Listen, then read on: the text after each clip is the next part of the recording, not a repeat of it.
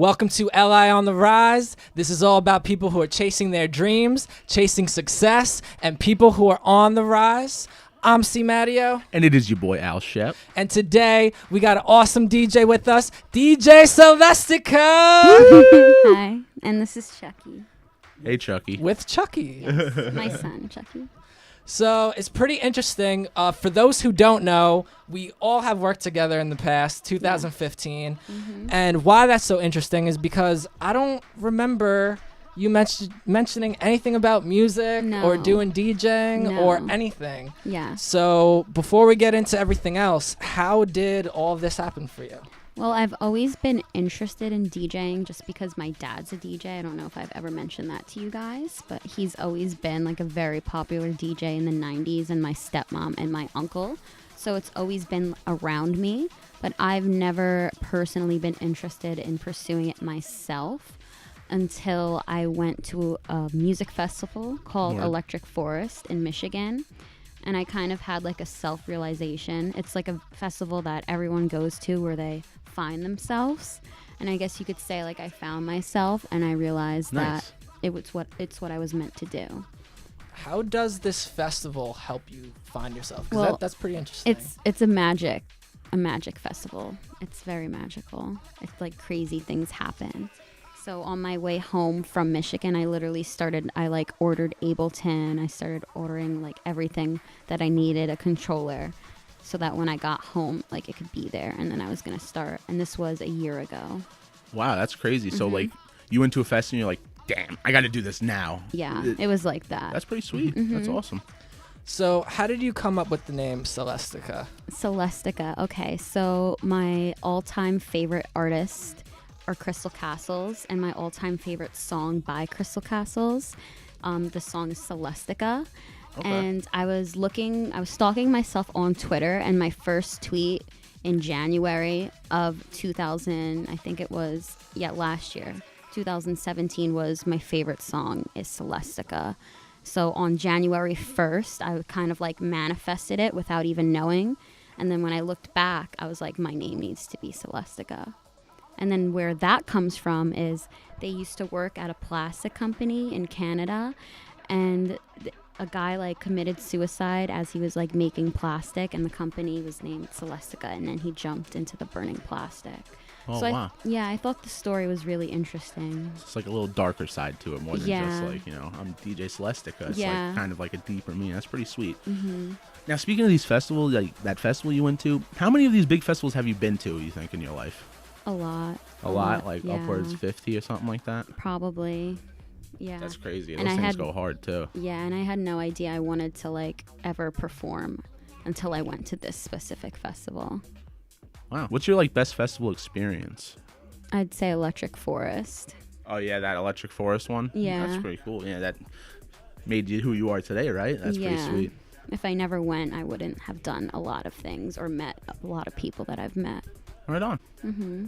So as you're going through this journey, becoming an artist, is there any musical artists that have influenced you to develop like anything, your image or your sound, or who are your influences? Definitely Crystal Castles has a huge part on like my appearance and things like that.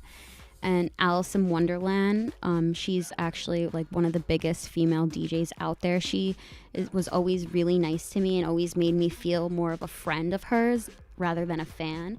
And she's the one who actually convinced me to start doing it. Oh, nice. Because from Electric Forest, there was a time period where I didn't really try or like put out anything. I just kind of sat there and did nothing, just had the idea in my head. And then the day I met her on September 22nd was the day she convinced me to start doing things. So her, and then anyone who's ever released a track on Night Bass, I aspire to sound like them too. Okay. The label Night Bass. And what is their like sort of, what are they about? Like what makes them like stand out to you? Just their sound is like, I feel like it is house music, but it's definitely, you could tell when it's Night Bass rather than other house music. Okay. Yeah, it just makes me want to dance. I like it a lot. So your story is really interesting because it seems like this whole thing was kind of like an impulsive thing. Yeah. We just kind of took the leap of faith and went for it. Yeah. And luckily it is working for you. So props on that. But Thanks. as you were figuring everything out, were there any challenges that you faced while you were pursuing this? Oh yeah, definitely. Like I said, there was like a time period. The festival was in June, and I didn't start doing anything till September, and I didn't play a show until December. And I think my anxiety and my depression definitely held me back because I didn't really want to do anything. It was very hard to like try anything till I met her, and she dealt with the same thing. So I just asked her how she did it, and she was just like, you just have to do it. Like, there's no other thing that you could do. You just have to do it. Gotta go for it sometimes. Yeah, absolutely. Take the bull by the horns for sure. Now, when you're playing these live shows and you're mixing, cranking out, doing your thing, what type of mindset do you like to get into pre-show to get you ready to rock out that stage? I just like to see like my close friends like in the front row for me. And I like to have like my own personal space. There's been a lot of times like, because I play shows without like a lot of security. So a lot of people jump on the stage and they'll like shut off the CDJs, and like a lot of crazy things will happen. And with my anxiety, it like really sucks. So I just try to like get everybody to like give me space and just like not talk to anyone and kind of just like stick to myself, and I just have to do what I know what to do. Now, would you say going on stage kind of like helps you with your anxiety anyway, or does it just like amplify it? When I'm playing, after I get through like the first 3 songs, I'm good, and then I could be myself and dance and like not care. I just have to get through those first 3 songs. But because I'm still new, like it's very nerve-wracking for me before I go on and before I play. I have like a lot of nightmares that like my songs won't load, and it's very nerve-wracking. So before I go on stage, I do have a lot of anxiety, but as soon as I get through like the first 3 songs, I just have fun with it. It's almost like a kind of feeling. It's a rush, yeah. Word. Right on. That's awesome.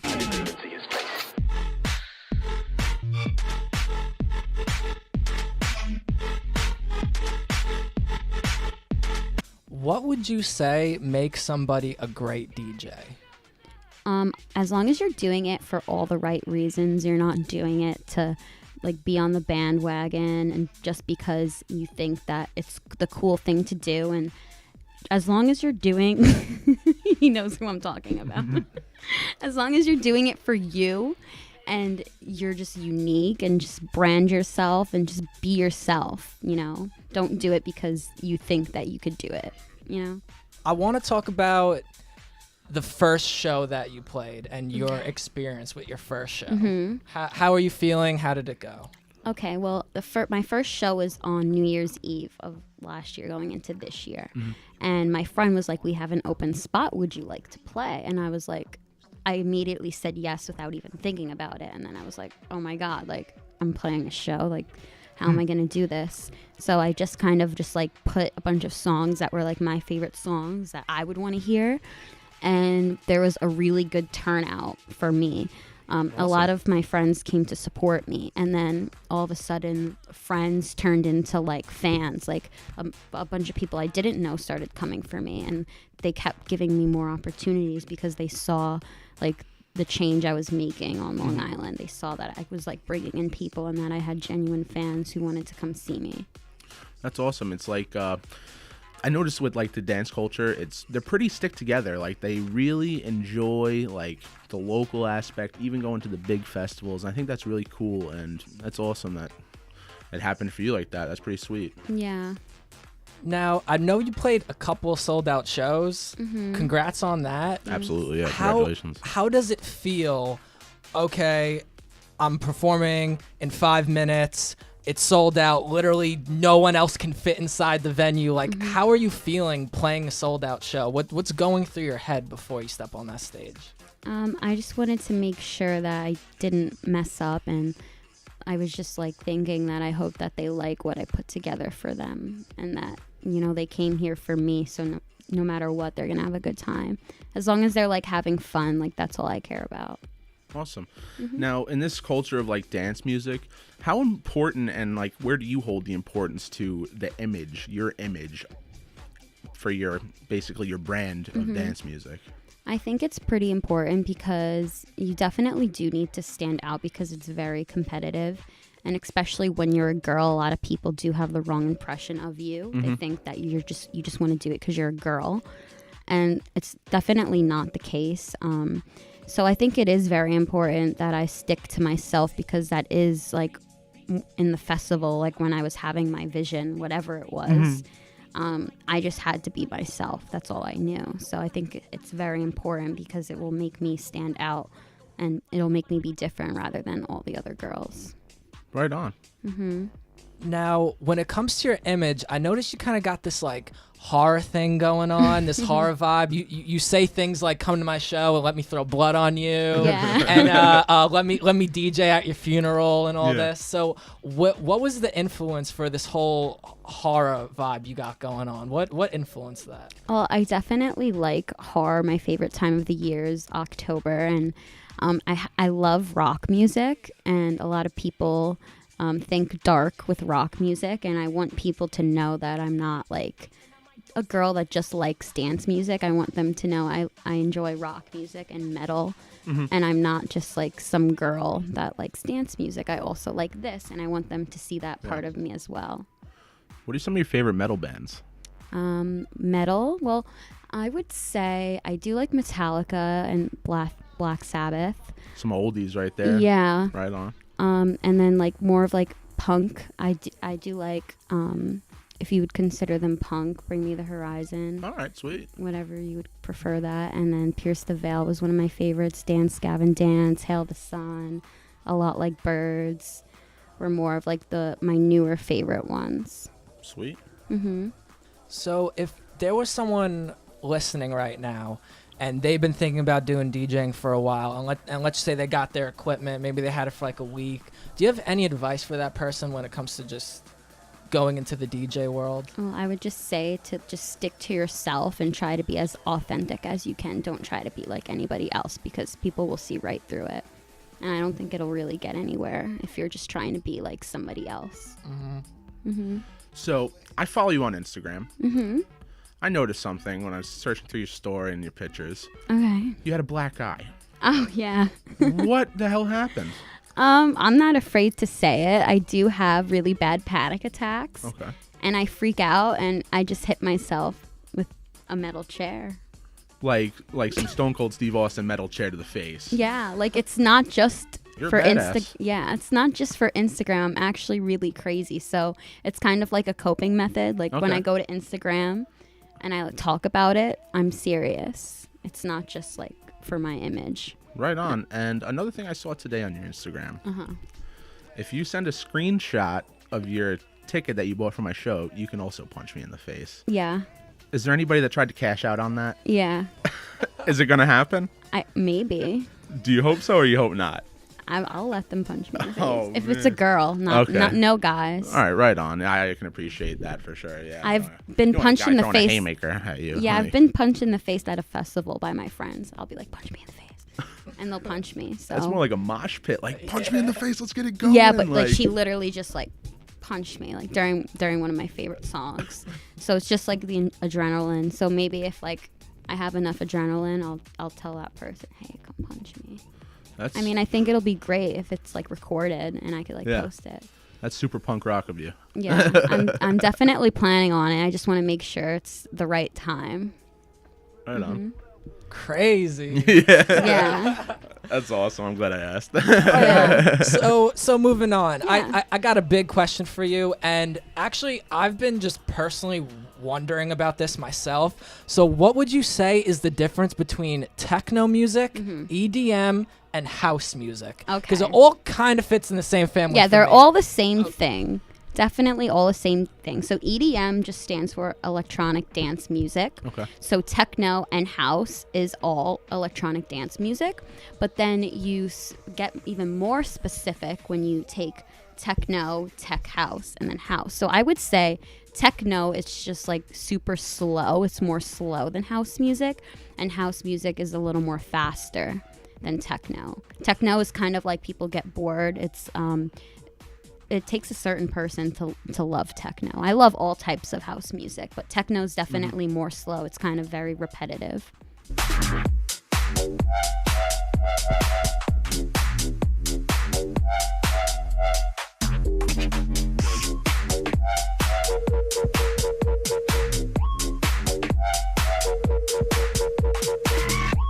So in this culture of like dance music, techno, and all that stuff, there's like this big stigma that it's like this big druggy culture. Yeah. How do you think that affects the way people who are on the outside looking in that maybe want to get into it, but are like, that's not my speed? Like, do you feel like it's a super negative thing, or maybe that people blow it up more than it actually is? Well, I definitely don't think people blow it up more than actually it is, because it definitely is a crazy scene. So I've definitely witnessed like people seizuring and like crazy. Every single time I go to an event or a festival, I get offered drugs, but if it's not who you are, you can say no. No one's gonna force you to do anything that you don't want to. I have friends that go completely sober, and sometimes they'll have more fun than me, but it's just a scene where no one will really judge you, you know? So if they want to become a part of it, they don't need to go towards that way. And I've experienced with drugs in the past, but now that I'm trying to be like a DJ and producer, I definitely have to keep like my mind clear. Yeah, you want to keep that headspace. So you can push forward your success. And Exactly. as a person. And now that people do start to notice me, like my last show that I went to, someone noticed me as DJ Celestica, and they were like, "Oh my God, is this you?" And pulled up my Instagram, and I was like, "Yeah." He was like, "Do you want E?" I was like, "No." Wow, that's pretty sweet. Well, how'd you feel when that happened? Oh, I was freaking out. I was like, "Oh my God, that's so cool." Yeah. It's almost like you were like, "Oh my God, did he just notice me?" Yeah. Like, that's awesome. Well, he was like staring at me for a really long time. I was like, "Why is this person staring at me?" And then he came up to me and he was like, "Is this you?" And I was like, "Yeah." So I definitely don't want people to view me as like she's just some druggie. Yeah, you don't want to have any negative connotations. Like, with all right on, that's awesome. Can you tell us about a bad festival experience that you have, whether it was performing or just like being a guest there? Yeah. Just a time it was just not so great. Well, Governor's Ball, anything in New York sucks, honestly. Sorry, New York. But that's why there's hardly any festivals that get thrown here, because it's just like the weather always ruins everything, and just the vibes. You could just tell when the people are just coming to get fucked up, or if they're coming for the music. And Moonrise Festival is one of my favorite festivals, but I had a really bad experience last year because the weather got canceled. So yeah, just anything really on the East Coast when it comes to weather sucks. So in music, who are your 3 biggest influences? And it doesn't have to necessarily be like EDM, like stuff like that, just any, like, who are your 3 biggest influences? I would say my dad, Alice in Wonderland, and Crystal Castles, and maybe Sidewalks and Skeletons too. That's awesome. Your dad, shout out to Dad. You know, shout out Dad. And do you take anything away from these people to like help you? Like, do you use their sound in a sense as well? Maybe? Yeah. So I actually talked to Sidewalks and Skeletons on Instagram, and he's like gave me like some tips. And Allison, she's gave me some advice too. But I definitely like listen to their music over and over and over, and ask for my dad's advice. And I try to like listen to every little thing that they do and recreate it and make it my own. That's awesome. So do you have any other hobbies or passions outside of music? I like fashion. I'm not really into it, but more like myself and how I want to appear to other people. I just like people to see me like for me and just the way I dress. So other than that, not really. So, this is just my life. Yeah. Right on. So in your eyes, and you can take a little second to think about this, who's the greatest DJ of all time? That's hard. I know it's hard. I couldn't tell you my answer, but I really want to hear yours. This is a lot of pressure right now. I don't want to No pressure. I think that DJ A-Track is really good. What about DJ A-Track? Because I don't, personally, I'm ignorant to it. I don't know who DJ A-Track is. So can you give me a little explanation? So he spins on like turntables, and he's been doing it like forever. So I just think that his knowledge is incredible. And there's like crazy videos you could find on him just like spinning on turntables. Right on. So like for me, I only know how to DJ on CDJs. I do want to learn how to do it on turntables. Yeah. but he does it like an animal. So does my dad. So, I mean, I could say my dad's the greatest DJ of all time, too. So. Right on. Yeah, I actually seen on your story, I think, one time. Yeah, your that's dad what he was doing. Rocking it out. Yeah. So that's awesome. Right on. That's cool that you can take away from that, because sometimes people don't relate to their parents, and it's awesome that you're kind of following the same kind of line in a sense. So where do you see this going in the future? Where would you like to take it? I just want to be like on the stage at festivals, because festivals are my life. Like when you asked me, like, what are my hobbies were literally going to festivals. Mm-hmm. That's all I would do. And now that I'm actually trying to like be a part of it, that's all I want to do. So I would love to be like a part of the festivals and play the shows that I love going to with artists that I look up to. So hopefully that happens for me. You know what? You keep going on the path here, it's going to happen, because your rise from where you were when we first met you to where you are now, it's absolutely amazing. And we can, like, great job, honestly. Thanks. That's awesome. Little fun one for you here. Mm-hmm. Any dead musician to bring back and throw down with on a song or a mix or anything, who would it be? I don't know. It's a hard question. Throw softballs. This is a lot of pressure. Oh, man. No pressure. No pressure. We did lose some great ones this year and last year. Absolutely.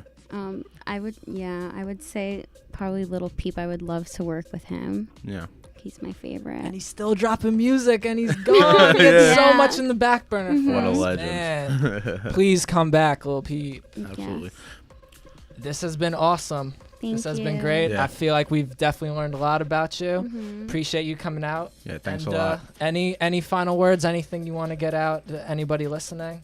I don't know when my EP will come out, but when it does, Razor Blades and 808s. That's what it's going to be called. You better get that EP. Be on the lookout. You better get that EP. Yeah. Thank you for having me. No problem. Sorry for being awkward. No, it's all good. You know, it was awesome. Like, straight up, appreciate it. I'm very Like, awkward. means a lot that you even came out here. Oh, Yeah, for thank real. you. Thank you. Thank you for watching this episode of LI on the Rise. Make sure you guys subscribe to the channel, and if you enjoyed this video, smash the like button. And comment who you would like to see next.